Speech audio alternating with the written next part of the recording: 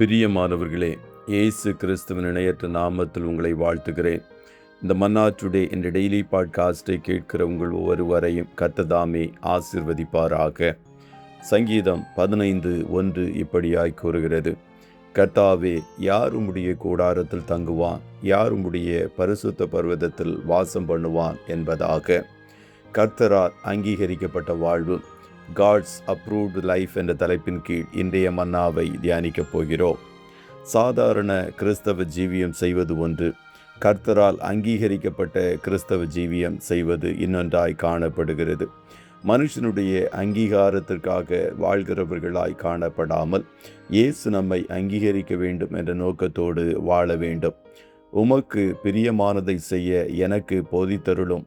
நீரே என் தேவன், உம்முடைய நல்ல ஆவி என்னை செம்மையான வழியிலே நடத்துவாராக என்ற சங்கீதக்காரனுடைய ஜெபம் நம்முடைய ஜெபமாய் காணப்பட வேண்டும்.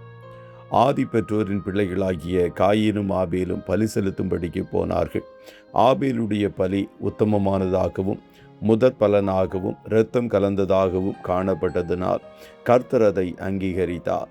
காயினுடைய பலி கடமைக்காய் செலுத்துவதாக காணப்பட்டதனால் கர்த்தர் அதை அங்கீகரிக்கவில்லை.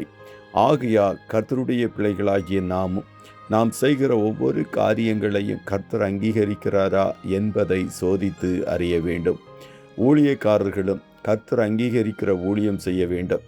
நீ வெட்கப்படாத ஊழியக்காரனாயும் சத்திய வசனத்தை நிதானமாய் பகுத்து போதிக்கிறவனாயும் உன்னை தேவனுக்கு முன்பாக உத்தமனாக நிறுத்தும்படி ஜாக்கிரதையாயிரு என்று 2 தீமோத்தேயு 2:15 கூறுகிறது. ஆதி சபையின் நாட்களில் அப்போஸ்தலர்கள் கர்த்தருடைய அங்கீகாரத்தையே விரும்பினார்கள். இப்பொழுது நான் மனுஷரையா தேவனையா யாரை நாடி போதிக்கிறேன்? மனுஷரையா பிரியப்படுத்த பார்க்கிறேன்? நான் இன்னும் மனுஷரை பிரியப்படுத்துகிறவனாயிருந்தால் நான் கிறிஸ்துவின் ஊழியக்காரன் அல்லவே என்று அப்போஸ்தலனாகிய பவுல் கலாத்தியர் 1:10 குறிப்பிடுவதை பார்க்க முடிகிறது.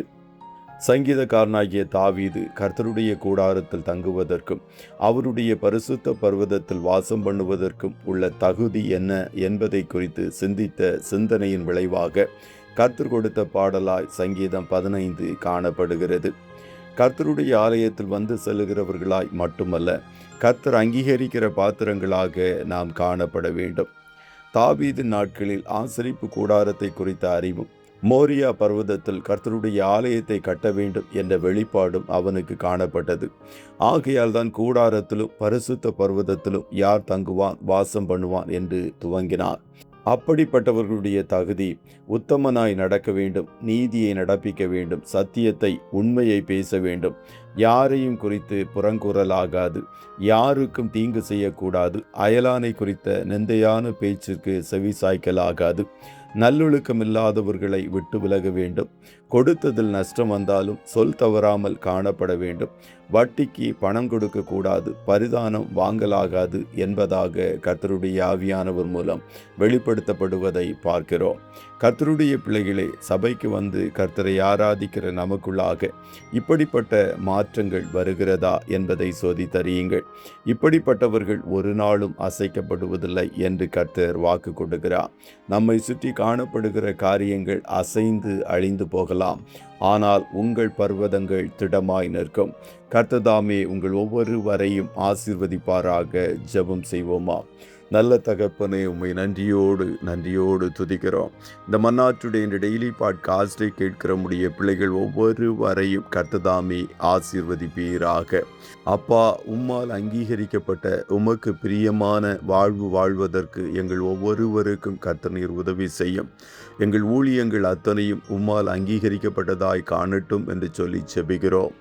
ஒவ்வொரு நாளும் எங்கள் சுபாவங்கள் உமக்கு ஒத்ததாய் மாறுவதற்கும் உம்மிலிருந்த சிந்தையை நாங்கள் தரிப்பதற்கும் கர்த்தரங்களை போதித்து நடத்துவீராக. அனுதினமும் வசனமாகிய கண்ணாடியில் உம்மை கண்டு உம்முடைய சாயலாய் மாறுவதற்கு வாஞ்சையுள்ள இருதயத்தை எங்களுக்கு தந்தருளும். உம்மை போல உத்தமமாய் உம்முடைய பிள்ளைகள் ஜீவிக்கும் போது இவர்கள் ஒரு நாளும் அசைக்கப்படுவதில்லை என்று வாக்கு கொடுத்தீரே, அதற்காய் ஸ்தோத்திரம். இன்றைய தினம் உம்முடைய பிள்ளைகள் கையிடுகிற வேலைகளை ஆசீர்வதியும். போக்கிலும் வரத்திலும் உடனிரும். கண்ணின் மணி போல காத்தருளும். ஆட்டுக்குட்டியானவருடைய இரத்தத்தின் பாதுகாப்பிற்குள்ளாய் ஒவ்வொருவரையும் கொடுத்து இயேசுவின் நாமத்தில் வாழ்த்தி ஜெபிக்கிறோம் நல்ல பிதாவே. ஆமேன்.